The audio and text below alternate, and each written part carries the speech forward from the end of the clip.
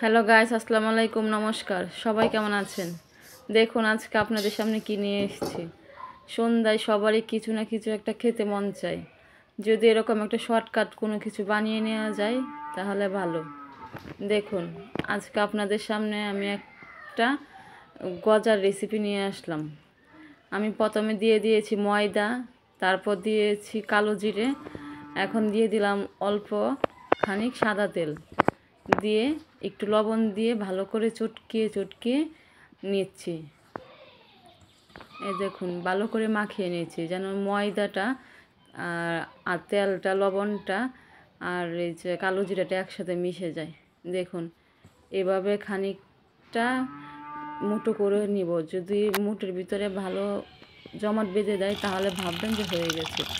এই দেখুন অল্প অল্প করে আমি পানি দিয়ে দিচ্ছি। পানিটা আপনারা একসাথে দিবেন না, একসাথে দিলে নরম হয়ে যাবে। তাই একটু একটু মেখে একটু করে পানি দিবেন, দিয়ে ভালো করে মেখে নেবেন। এই দেখুন গাইস কত সুন্দর আমারটা মাখানো হয়ে গেছে। দেখুন কত সুন্দর ডোটা হয়েছে। এখন আমি কিছুক্ষণের জন্য চাপা দিয়ে রাখবো 10 মিনিটের মতন। এই যে চাপাটা খুলে নিলাম। দেখুন গাইস কতটা সুন্দর হয়ে গেছে আমার ডোটা। এই দেখুন এরকম নরম হলে ভাববেন হয়ে গেছে। এখন আমি এটা বেলে নিব, বেলে রুটি বানিয়ে নিব। রুটি বানিয়ে এখন এটা আমি ভালো করে বেলে নিব, নিয়ে বেশি মোটাও করব না, বেশি পাতলাও করব না, মিডিয়াম সাইজ করব। মিডিয়াম করে একটা চাকু নিব, চাকুর সাহায্যে এভাবে চাপ দিয়ে কেটে নিব। একেবারে যদি টান দিয়ে কাটতে যান তাহলে এটা মানে দলামুচু হয়ে যাবে। তাহলে এরকম চাপ দিয়ে কাটবেন। এই যে এরকম ছোট ছোট করে কেটে নেবেন, এভাবে কেটে নেবেন। সুন্দর করে কেটে নিয়ে কড়াইয়ের ভিতরে একটু তেল দিয়ে দিবেন। তেলটা ভালো করে যেন গরম হয়, এরকম যেন গরম হয়। গরম হওয়ার পর আস্তে আস্তে একটা একটা করে দিয়ে দিবেন। দেখুন গাইস আমার তেলটা কত সুন্দর গরম হয়েছে। এই দেখুন এভাবে লাল লাল করে ভাজবেন। এরকম লাল লাল করে ভাজা হলে আস্তে আঁচে দিয়ে ভাজবেন। ভাজা হলে এভাবে উঠিয়ে নেবেন। এই দেখুন গাইস আমারটা দেখুন কত সুন্দর হয়েছে। দেখুন গাইস আমি এখন আপনাদের ভেঙে দেখাবো। দেখুন কীরকম মুচমুচে হয়ে গেছে। এরকম মুচমুচে করে ভাজবেন। এখন আমি একটা কড়াই বসিয়ে দিয়েছি, এটার ভিতরে অল্প একটু পানি দিয়ে দিচ্ছি। অল্প একটু পানি দিয়ে দিবেন, তারপর অল্প একটু পরিমাণ লবণ দিয়ে দিবেন। যে অল্প একটু লবণ দিয়ে দিবেন, তারপর আবার 5টা এলাচ, 3 টুকরো দারচিনি দিয়ে দিবেন।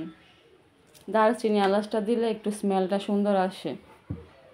এই দেখুন পানিটা উতরে গেছে, এখন আমি গুড়টা দিয়ে দিয়েছি।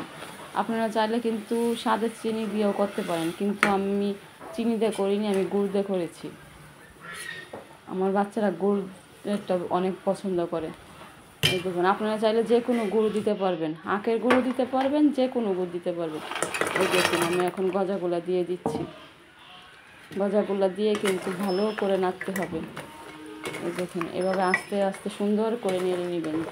যতক্ষণ একেবারে না এঁটে যাচ্ছে ততক্ষণ নেড়ে যাবেন ভালো করে। আস্তে জালটা কিন্তু লো আছে দিবেন, লো আছে দিয়ে সুন্দর করে এভাবে নেড়ে নেবেন। দেখুন গাইজ আমারটা কীরকম হয়েছে। দেখুন আপনারা কে কীরকম গজা খেতে পছন্দ করেন, কে এরকম বাসায় বানান, অবশ্যই আমাকে কমেন্ট করে জানাবেন। আর ভিডিওটা ভালো লাগলে লাইক কমেন্ট শেয়ার করবেন। দেখুন আমি ঢেলে নিচ্ছি। দেখুন গাইজ আমার গজাগুলো কত সুন্দর হয়ে গেছে। এই দেখুন এখন আমি এটা ফ্যানের বাতাসে রেখে দিব ঠান্ডা হওয়া পর্যন্ত। দেখুন গাইজ কত সুন্দর মুচকুচে হয়ে গেছে। ফ্যানের বাতাসে দিয়ে ঠান্ডা করে নেবেন। আপনারা চাইলে এটা অনেক দিন সংরক্ষণ করতে পারবেন।